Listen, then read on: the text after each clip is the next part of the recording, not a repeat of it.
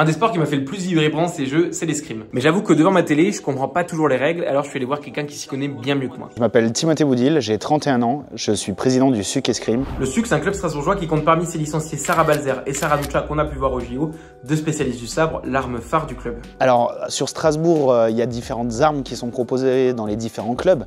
En l'occurrence, pour parler du SUC, mon club, on est sur un club historiquement sur le sabre. Alors ça va demander le plus d'explosivité, c'est les matchs qui vont durer le moins de temps comparé à l'épée.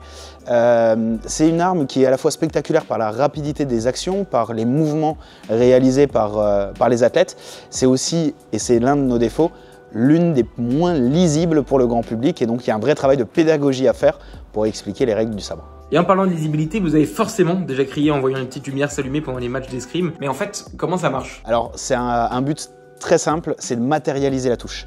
Donc l'appareil que vous voyez peut-être au-dessus de moi, c'est de dire si l'athlète à droite a touché ou non.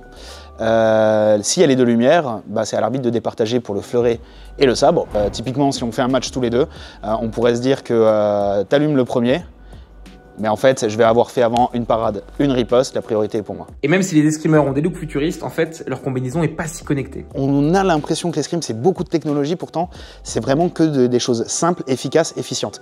La tenue d'un escrimeur, c'est une paire de chaussettes hautes, basket d'intérieur, un pantalon d'escrime, on va retrouver après le t-shirt, la soupirasse qui va venir protéger la zone vitale au niveau du thorax, la veste blanche, et entre la veste blanche et la veste électrique, il va y avoir un câble qui va être branché à l'arme et ensuite à l'enrouleur qui est au niveau des bouts de piste.